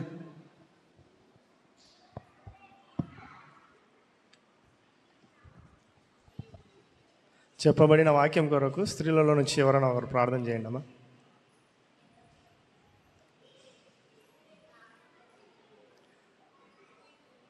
చేస్తామా? ఎవరు చేస్తారమ్మా?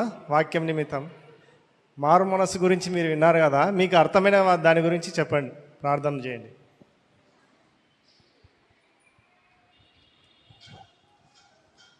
మమ్మల్ని మికిలిగా ప్రేమించిన మా ప్రియా పరలోకపు తండ్రి, నీ ఘనమైన నామానికి వందనాలు, స్తోత్రం చెల్లిస్తూ, రాజులకు రాజా, ప్రభులకు ప్రభువా, నీకే స్తోత్రమయ్యా. అవును దేవా, మారు మనసు అంటే ప్రభువా నీ యందు విశ్వాసం ఉంచడమే అని ప్రభువా. అవును దేవా, మాకు తెలియజేసిన విషయాన్ని బట్టి నీకు వందనాలు, స్తోత్రం చెల్లిస్తూ, అవును దేవా, గడిచిన దినాలన్నీ ప్రభువా నీ కృపలో కాచి కాపాడి అవును దేవా సంరక్షించినందుకు నీకు వందనాలు, స్తోత్రం చెల్లిస్తూ, నీ